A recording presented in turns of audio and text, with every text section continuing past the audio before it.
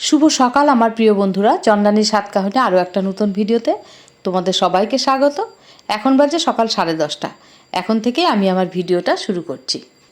আজ আমার মামার মেয়ের আইবুড়ো ভাতের অনুষ্ঠান। আমরা সেখানেই যাচ্ছি আইবুড়ো ভাতের অনুষ্ঠানের জন্য। আমি, আমার মেজদির ছেলে, ছেলের বউ।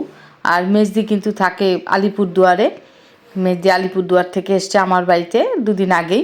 এখন আমরা যাচ্ছি আমার মামার বাড়ির অনুষ্ঠান উপলক্ষে রিসরাতে অবশ্য আমার দাদা বৌদিও থাকে। আর রিসরাতে কিন্তু আমার মামা মামির একটা ফ্ল্যাট আছে। যদিও আমার মামা মামিরা কিন্তু রিসরায় থাকে না, থাকে আসামে। আর এই আমার বোনের বিয়েটা কিন্তু রিসরা থেকেই হবে। সেই উপলক্ষে আমরা আজ রিসরায় যাচ্ছি বোনের আইবুড়ো ভাতের অনুষ্ঠানে। আমাদের অবশ্য একটু বেরোতেও দেরি হয়ে গেছে। আর আজ প্রচণ্ড গরম লাগছে। আর এদিকে কিন্তু এই দিকটাতে বেশ একটু মেঘলা মেঘলাও করেছে। এই দিকটাতে হয়তো বৃষ্টি হবে যে কোনো সময়। আর রাস্তায় আজ প্রচণ্ড জ্যাম। কী কারণে জ্যাম বুঝতে পারছি না। আমাদের এখান থেকে রিসরা যেতে কিন্তু মাত্র 1.5 ঘন্টা সময় লাগে, কিন্তু আজ কিন্তু এই 1.5 ঘন্টা সময়টা আমাদের 3 ঘন্টা লেগেছে, কারণ রাস্তায় প্রচণ্ড জ্যাম ছিল। আর কী কারণে জ্যাম সেটাও আমরা জানি না। আর এই এত জ্যামে গরমে আমরা প্রত্যেকেই কাহিল হয়ে গেছি। যাই হোক, অবশেষে 3 ঘন্টা পর আমরা এসে পৌঁছালাম। প্রথমেই এসে আমরা অবশ্য দাদার বাড়িতেই উঠলাম। এরপর আমরা মামার ফ্ল্যাটে যাব, কারণ বিয়েবাড়ির প্রায় লোকই এই দাদার ফ্ল্যাটে বাড়িতেই রয়েছে। এসে দেখি দাদার বাড়িতে সবাই রয়েছে, আমার বোনও রয়েছে। মাসি শাশুড়ি আমাকে এই অবস্থায় দিবে না, মাসি শাশুড়ি মনে হচ্ছে না বিয়ে মনে হচ্ছে। এখন মেকআপ করবে হয়ে যাব ব্রাইডাল লুকে। মাসি শাশুড়ির বিয়েতে ভাগ্নে বসছে, চিন্তা কর। So lucky. কজনের হয় আমার দাদুর, এটা আমার বৌমা, বান্ধবীরও বৌমা, বৌমা, কলহার বৌমা। আমার বোনের এখনো সাজগোজ হয়নি, বোনের পর সাজগোজ করবে। তাই আমরা আমার দিদির ছেলে, ছেলের বউ, আমরা সবাই মিলে চলে গেলাম মামার ফ্ল্যাটে। ওখানে মামি আমাদের জন্য অপেক্ষায় করছিল। তারপরে গিয়ে যাই হোক অনেকক্ষণ গল্প হলো। আর এইদিকে দেখো আমাদের মেজদি ঠিক কাজে লেগে গেছে। নিজেও পান খায়, মামিও পান খায়। বিয়েবাড়ি অনেকেই পান খায়। এই যে আমার মাস্তুতো দাদা ভীষণ পান খায়। সব মেজদি এখন পান সুপারি এসব রেডি করছে। এই মুহূর্তে চলে এসেছে আমার মামাতো বোন, আমার ছোটো মামার মেয়ের বর। ওরা এসছে অনেকটাই দূর থেকে, আরঙ্গাবাদ থেকে। যাই হোক, সবাই মিলে এখন এক এক করে সবাই ঢুকছে আর হাসাহাসি গল্প চলছে। এদিকে আমার বোনেরও সাজগোজ হয়ে গেছে, বোন চলে এসেছে। আর এদিকে আমি, আমার দাদার মেয়ে, আমার দাদার শাশুড়ি, আমাদের বৌমা, আমরা সবাই মিলে লেগে গেলাম আইবুড়ো ভাতে যে খাবার দেওয়া হবে সেই জায়গাটা একটু ফুল দিয়ে সুন্দর করে সাজাতে। আমরা এখন সেই জায়গাটা সুন্দর করে সাজিয়ে নিচ্ছি। এদিকে আমাদের ফুল দিয়ে সুন্দর করে সাজানো হয়ে গেছে। এখন যা যা আজকে খাবার দাবার হয়েছে সমস্ত কিছু থালাবাটিতে রেডি করে এনে আমার বৌদি আবার সব সাজিয়ে নিচ্ছে। এদিকে এখন সাজানো চলছে। সাজানো হয়ে গেলেই আমাদের আইবুড়ো ভাতের অনুষ্ঠান হবে। আইবুড়ো ভাতের অনুষ্ঠান শুরু হওয়ার মুহূর্তে কিন্তু তোমাদের দাদাও চলে এসেছে। রিমন অবশ্য আসবে না, রিমনের পরীক্ষা, রিরোর অফিস আছে। আর তোমাদের দাদা পরে এলো, আমরা অবশ্য আগে চলে এসেছি।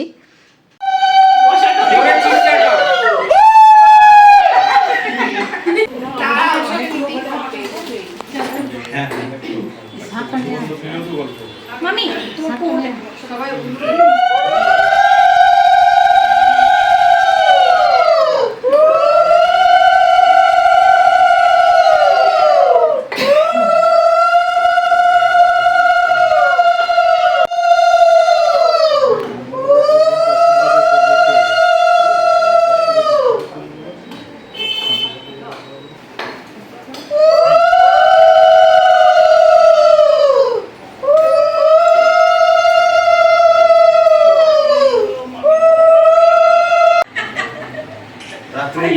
বছরে কয়বার, এই বছরে কবার প্রণাম করিস?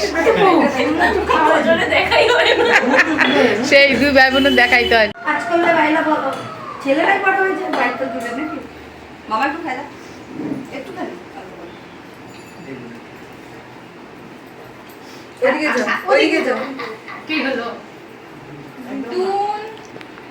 আনন্দের দিন মামি, আনন্দ করো।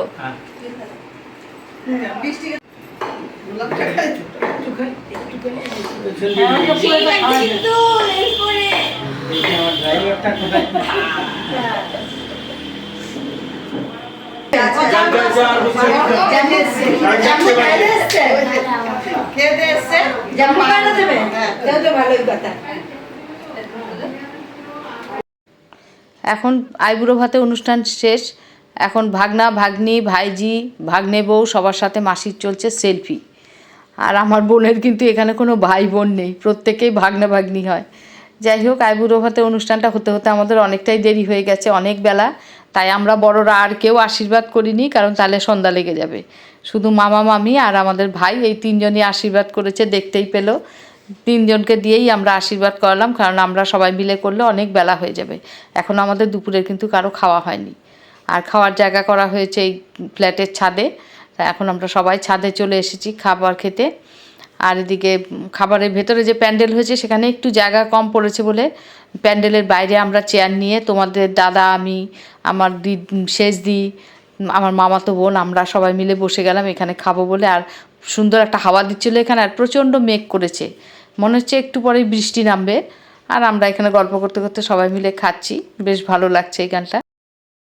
আজকের খাবারের মেনুগুলোও কিন্তু দারুণ দারুণ ছিল। আজকের খাবারের মেনুতে ছিল লাল শাক, ডাল, বেগুনি, আলু ফুলকপির পোস্ত, পনির, মুড়ি ঘন্ট, কাতলা মাছের কালিয়া, চিংড়ি মাছ ভাপা, চাটনি, দই, মিষ্টি। এই ছিল আজকের আমাদের খাবারের মেনুতে। আর প্রত্যেকটা রান্না কিন্তু দারুণ হয়েছিল। তোর ছবি হচ্ছে মনে রয়ে গেছে, আর কত ছবি? হ্যাঁ, সে তো ঘরে রং করছে আর ছবি দিচ্ছে। আমাকেও না, হ্যাঁ আমি এসে মিষ্টি খেয়েছি। আমি এসে মিষ্টিটা না, এটা অন্য মোদক, খেয়ে দেখুন তো দইটা কেমন। দই আমাকে মিষ্টি খাবো না, দেখুন রসগোল্লাটা বর্ধমানের রসগোল্লা খেয়েছি তখন এসে। ব্যাস ব্যাস ব্যাস। খাওয়া দাওয়ার পর অনেকক্ষণ আড্ডা দিলাম সবাই মিলে।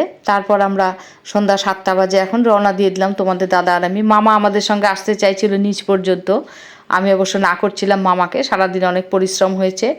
আর আমরা বেরিয়ে পড়লাম, কারণ রিমনকে একা রেখে এসেছি। আর সেই জন্য তাড়াতাড়ি আমরা এখান থেকে রওনা দিয়ে দিলাম।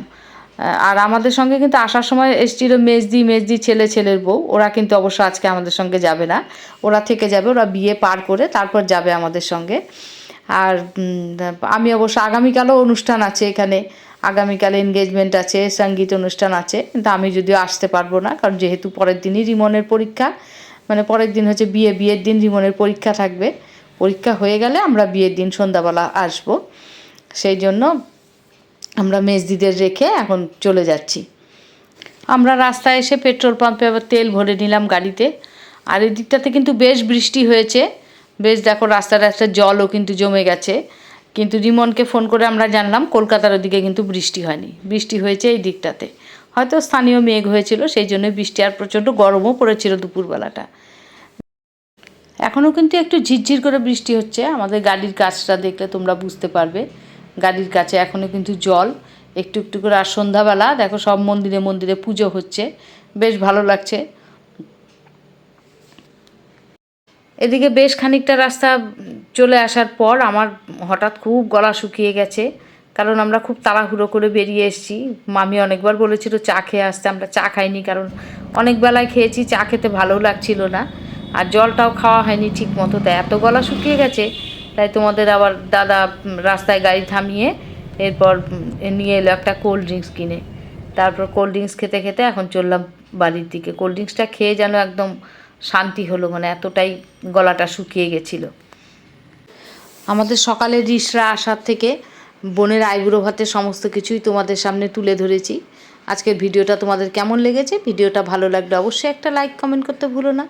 আর ভিডিওটা এতক্ষণ ধৈর্য ধরে দেখার জন্য তোমাদের সবাইকে অসংখ্য ধন্যবাদ। আজ তাহলে ভিডিওটা বড় করছি না, এখানেই শেষ করছি। দেখা হচ্ছে পরের আরেকটা ভিডিওতে। আর যে সকল বন্ধুরা আমার চ্যানেলটা নতুন দেখছো, এখনও সাবস্ক্রাইব করনি, প্লিজ সাবস্ক্রাইব করে আমার পাশে থেকো। সবাই সুস্থ থেকো, ভালো থেকো। দেখা হচ্ছে পরের ভিডিওতে। সবাইকে শুভ সন্ধ্যা।